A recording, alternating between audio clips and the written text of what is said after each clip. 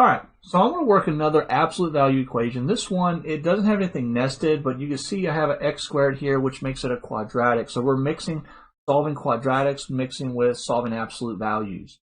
Now, we still have to deal with this absolute value here, and if you remember, the absolute value of x is actually a piecewise function where we're going to use x if x is greater than 0 and negative x if x is less than 0.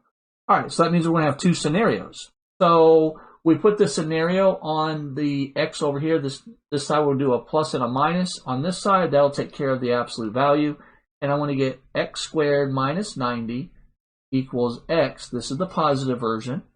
And then we have x squared minus 90 equals negative x. This is the negative version. Now I have two quadratics to solve. So let's just move x's over, get them set equal to 0, so we can factor or maybe use the quadratic formula or Dr. Lowe's method.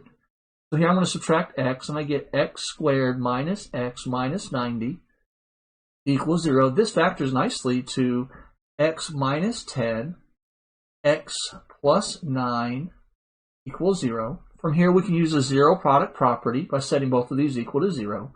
X minus 10 equals 0. X plus 9 equals 0. So by adding 10 and subtracting 9, we can see that x here is going to equal 10 and negative 9. We'll come back and deal with these answers in a second.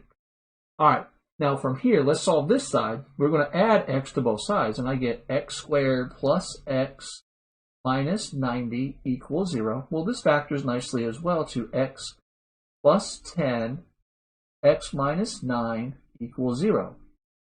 Now, zero product property again, x plus 10 equals 0, x minus 9 equals 0.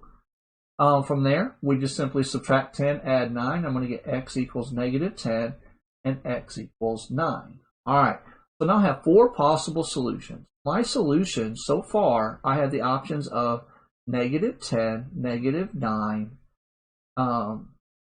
9, and 10. Easy enough. And a lot of times you want to stop right there, but don't forget, you need to check for extraneous solutions. So we have to plug each one of these in and see if it works. So I can see right off the bat, this negative 10 and negative 9 is not going to work because of this right here. This is a positive number. The absolute value is always a positive number, and I can't have a positive number equal a negative value. So both of these are extraneous. Those are extraneous solutions. Just by a quick inspection, I'm going to have to plug them in. I don't have to plug them in to see, because I see that this is going to be a negative right there. It's going to be extraneous. But let's put the 9 in. So we'll get the absolute value of 9 squared minus 90. It should equal 9, because I put the 9 in. Well, this becomes 81. So I've got 81 minus 90. Take the absolute value equals 9. This is the absolute value of negative 9 equals 9. And we get 9 equals 9. So 9 checks. So let's do 10. We have the absolute value of 10 squared minus 90 equals 10. Well, this is just simply going to be 100 minus 90. Absolute value equals 10. This gives me the absolute value of 10 equals 10, and I have 10 equals 10, so that checks.